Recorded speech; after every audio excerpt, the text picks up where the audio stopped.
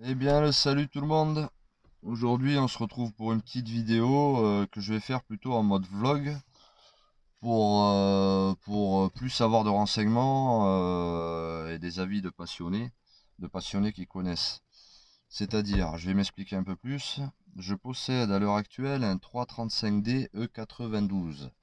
Étant passionné de la marque BMW, comme beaucoup le savent, ceux qui me connaissent bien évidemment. Passionné, mais passionné et connaissance de tout ce qui est les anciennes. À vrai dire, c'est ma première récente. Et j'ai voulu ça. De toute façon, c'était un rêve. Le 335D, c'était quelque chose que je voulais réaliser, rêve réalisé à l'heure actuelle. Et là, j'ai besoin de conseils, mais de conseils constructifs et non pas de critiques à deux balles qui servent à rien. Comme on connaît tous, dans ce monde-là, c'est plus facile de critiquer que de donner des bons avis. Bref.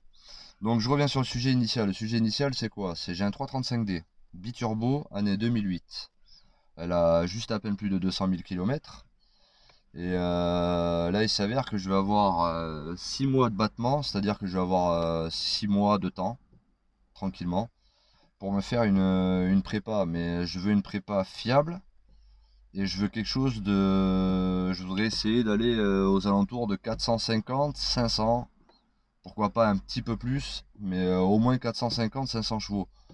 Donc à vos avis et à vos connaissances, et aux amis qui connaissent, ou ainsi de suite. Bref, peu importe, n'hésitez pas à me dire dans les commentaires, à bien la commenter la vidéo aussi, tant qu'à faire aussi, tant qu'à faire, pourquoi pas partager à plusieurs vos connaissances, quoi. Donc qu'est-ce qu'on peut faire là-dessus? Qu'est-ce qui est fiable, surtout, qui va durer dans le temps? Parce que c'est pas un véhicule que j'ai l'intention de revendre tout de suite. Et d'ailleurs, je pense même pas c'est pas quelque chose qui est dans ma tête, en tout cas, voilà. C'est pas, je l'ai acheté, c'est pas pour la revendre. Peu importe, bref. Et donc, pour revenir au truc, c'est que je cherche vraiment à faire quelque chose de très correct, de fiable, qui va durer dans le temps et qui va pas casser tous les 3 mois, ou je vais pas avoir des pannes tous les 2 jours en mode on sait pas quoi, il faut passer la valise tous les 4 matins. Non, ça m'intéresse pas. Je veux pas un truc fait à l'arrache, quoi. Donc budget, il sera là en conséquence, bien évidemment. Mais je veux du fiable. Donc si vous avez des idées, et vous avez déjà fait, ou vous avez vu déjà faire, ou vous avez des connaissances de gens qui savent y faire, je suis preneur de tout conseil. Parce que bon, je pensais dans un premier temps aller full origine. Il n'y a rien de fait. Je l'ai acheté, je la voulais full origine pour justement si prépa il devait se faire, on partait sur une base full d'origine, quoi. Donc moi dans ma tête j'étais parti pour commencer par downpipe, ligne, bien évidemment, carto, mais j'entends parler d'EFAP, suppression Van EGR, suppression papillon, changement turbo, tout ce qui est durite renforcée, et comme je vous ai dit précédemment, dans les récentes, je suis mordu de la marque, mais je ne me suis pas intéressé à la mécanique des récentes, on va dire. J'aime la vieille mécanique, la mécanique où on peut encore tous mettre les mains dedans, tournevis, clé de 10, clé de 13, on connaît tous, quoi, voilà, quand on se débrouille.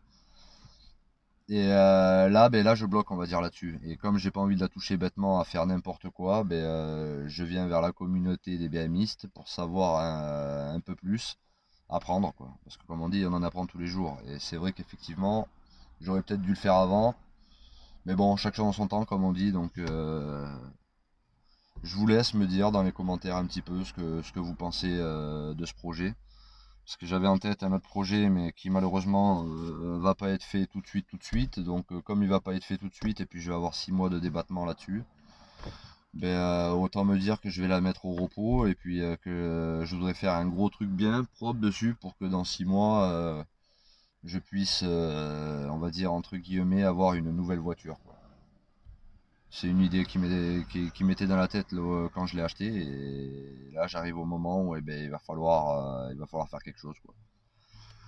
Donc les amis, ben, je sais pas quoi vous dire de plus là-dessus, mais j'espère avoir des retours positifs de gens qui se connaissent bien sur le modèle, qui puissent me dire vraiment qu'est-ce que je peux et je dois faire, et surtout dans les ordres dans lesquels je dois les faire, parce que ça c'est pareil.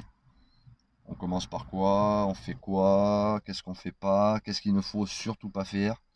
Ça aussi, ça m'intéresse. En sachant que c'est un 335D pack luxe et non pas pack M. Mais j'ai le châssis du pack M.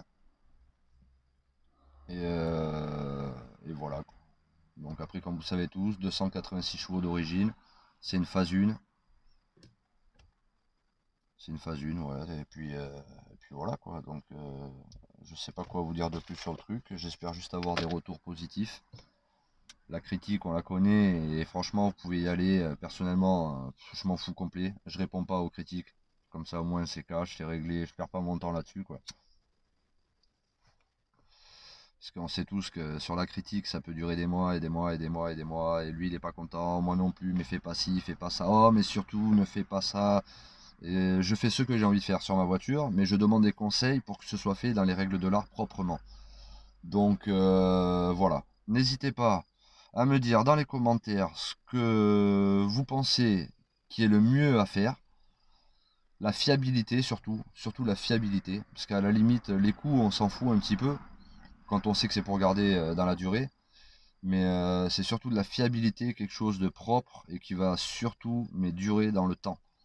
Parce que je compte prendre autre chose à côté une fois la préparation terminée, mais c'est un véhicule qui va quand même rester en daily, quoi. C'est-à-dire que ça va rouler tous les jours, quoi. Donc voilà les amis, dites-moi un peu ce que vous en pensez ou pas, ou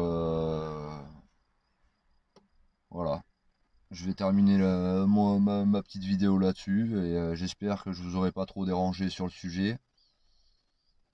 Au passage, si l'envie vous prend, comme vous le savez, je partage pas mal de vidéos. Dès que je tombe sur une belle voiture, ben, je peux pas m'empêcher de partager aussi, parce que la passion, c'est pas que la mienne, c'est la vôtre aussi. Donc ceux qui sont dans les coins de par chez moi, 33, 24, 16, 17, t'as envie de partager un peu de un moment de passion ou autre, ben, n'hésite pas à faire signe. Si tu veux partager ta caisse sur ma chaîne, ben, n'hésite pas à faire signe non plus, on peut le faire aussi.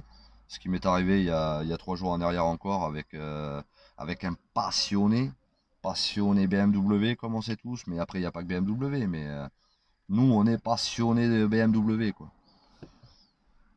Donc les amis, je vais vous laisser là-dessus. J'espère vraiment avoir des retours positifs sur mes questions. Au passage, si ça t'a plu, si tu veux plus de vidéos là-dessus, sur le partage de passion, sur le partage de véhicules, sur tout ce qui tourne autour de l'automobile, quoi, hein, le sport mécanique, comme on sait tous, puis il y a la moto aussi, il y a plein de choses. Donc si toi aussi tu veux partager, n'hésite pas à t'abonner. Un petit partage, un pouce, ça donne toujours la force. Et puis je vous dis à bientôt. Merci encore les amis de m'avoir écouté. À très vite.